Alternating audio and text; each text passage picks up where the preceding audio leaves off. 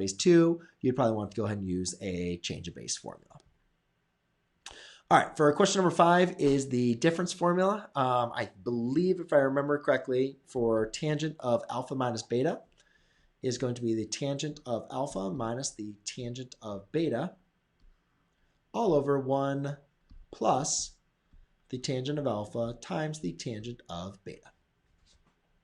Okay, so all we're going to simply do in this case is to identify the tangent of alpha and the tangent of beta. We need to figure out what that is. Now we have the tangent of beta, so that's good, but we don't have the tangent of alpha. So, and how is that in the fourth quadrant? That can't be in the fourth quadrant.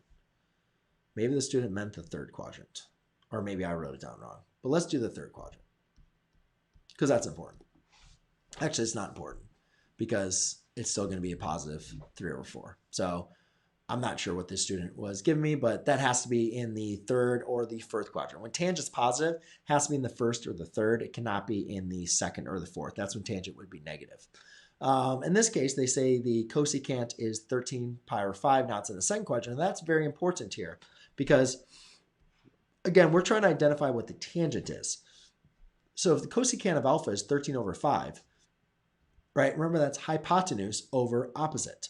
And since that is positive, it's going to look like this, 13 over 5. Now, recognizing this to be a Pythagorean triple, I recognize that my adjacent side is going to be 12. But however, we need to understand that's an adjacent side that's in the second quadrant. That is a negative 12. So that's why it's very important, because now when I want to type in my tangent of alpha, that's going to be a negative 5 over 12. So if you weren't paying attention to the quadrants or everything else, you would get that negative sign wrong. So that's why that is very, very important. But for this one, the way I originally had it didn't really make too much sense. All right. So let's just go and do a little plugging and do a little chugging. So tangent of alpha is going to be 13 over 5 minus tangent of beta, which is 3/4,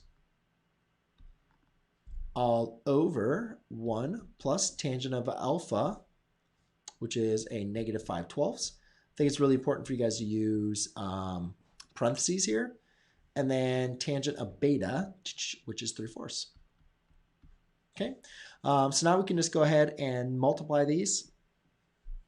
Where did I get a 13 over 5? That's wrong. It's a negative 5/12. Tangent of alpha, right? Yeah, negative 5/12. Okay, minus 3/4, yeah.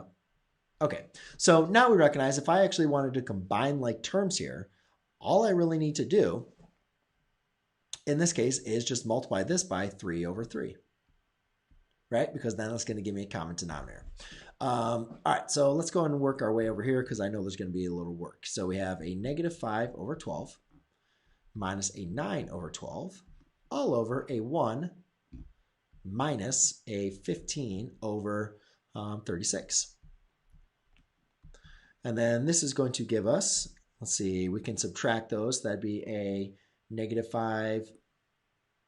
So that's going to be a negative 14 over 12 all over a, let's convert this to a 36 over 36 minus 15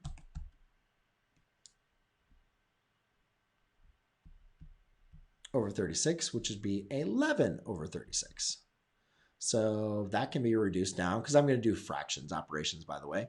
So I can reduce that by 7. So that's a negative 7 over 6 divided by an 11 over 36. Multiply by the reciprocal. Oh, man, I'm doing so much math. 6 goes into 36 6 times. 6 times negative 7 is a negative 42 over 11. And then